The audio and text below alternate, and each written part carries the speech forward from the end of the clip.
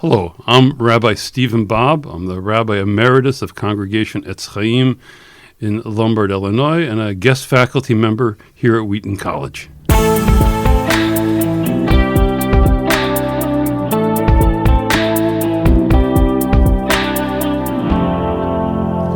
Rabbi Steven Bob, welcome back to our podcast. It's good to be back. It's good to be with you. It's been a number of years since we've seen each other, but you don't change a bit. I'm sure I haven't changed at all. We're both still young. Yes, we like to think that, don't we? We're energetic and well, smiling. You're kind of an unofficial rabbi here, right? I think of myself as the unofficial campus rabbi. Yeah, every campus needs a rabbi, I think. Yeah, and every person needs a rabbi, I think. You've just come to mean the world to us, and you've done some great stuff with us before on this podcast. Thank you. Because we're looking deeply at text, Greek and Hebrew text, and a lot of times we think about meaning of words without thinking so much about the sound of words. But sound and words go together. That's how we encounter them first, by hearing, not by necessarily seeing and cognitively. So, yes, if we think, what does a word mean? The sound of the word contributes to its meaning. Mm-hmm. And how the word impacts us, the sound of the word carries with it the meaning that we take in from hearing the word. And when we read the Hebrew Bible in a language other than Hebrew, we lose the power of the sound of the word. Exactly. I remember the time that we talked together about Isaiah 40, and we talked about the comfort word. Nachamu. Yeah, exactly. I mean, that's just part of it, it seems like. A beautiful example of what we're going to be talking about here today. But now we're in Genesis chapter 1, and we're looking at the story of creation. Right, so the creation story in Hebrew, it begins with words that have a real strong sound to them. So the first two words are Breshit bara, two really strong sounds. Then we're told that the earth is unformed and void, is descriptive, but it loses from what the Hebrew says. The Hebrew describes it as tohu vavohu. Now, it's a pair of words that clearly go together. Yes. Even without knowing Hebrew, you can hear that they're connected words. Yeah. Tohu vavohu. And the long vowel sounds and the open ending of the words suggests unformed and void. So it's like the sound participates in the meaning of the word. Right. I mean, yes. is that a way I of think saying? that's exactly what I'm trying to say. Somehow it participates in there. The creation story is a story of God bringing order from chaos. Mm-hmm. And the Bible then invites us in our own lives to move from chaos to order. Now, the creation story here is going to tell us that we're going to count the days, and we're going to have, at the end of the day, we're going to have the Sabbath. Yeah. And then throughout the Hebrew Bible, there's a description of all sorts of holy days. And we're told, here's a sacrifice for the morning, and here's a sacrifice for the afternoon. That the time is not undefined chaos. Time is defined, structured, orderly, and filled with meaning. It's our task to go from chaos to order and meaning. Here at the beginning, tohu vavohu is the description of the chaos of everything. Yes, and God, Breshit bara, and God is bringing order out of chaos. And God invites us to be partners with the divine in bringing order out of chaos. So God creates the heavens and the earth, and then we discover that in that creation, that things are tohu vavohu. Right.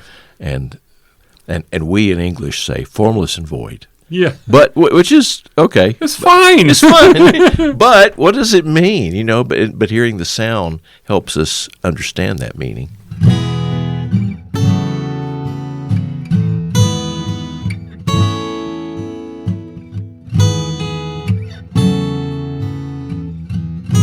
Right. So 2 verses later, the text talks about light and darkness. Now, another pair. Another pair of words, and light and darkness is a fine translation.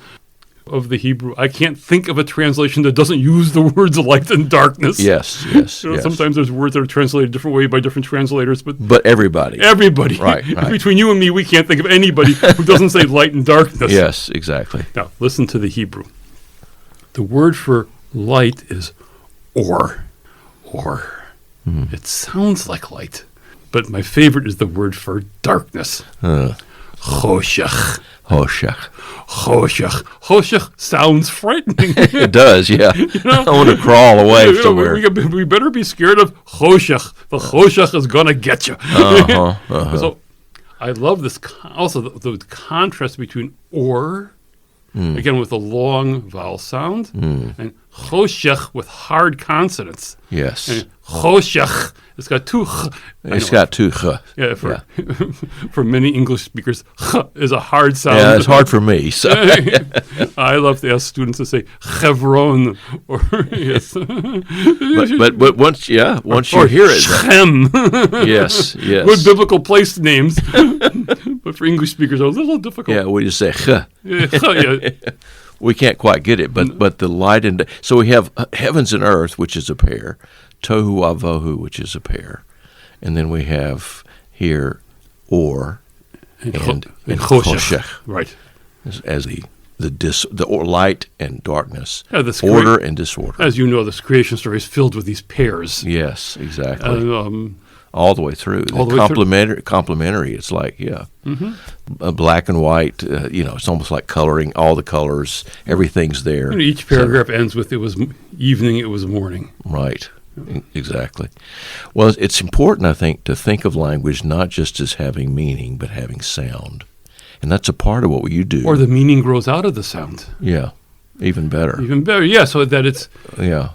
So encountering words are encountering the manifest meaning, the obvious meaning of the word, but also the meaning that comes to us through the sound of the word. Yeah. Wonderful. And you can do that so many other places than just here in Genesis chapter 1. I mean, it's everywhere. It's everywhere, yes. It's everywhere. And we're going to talk about that on other podcasts.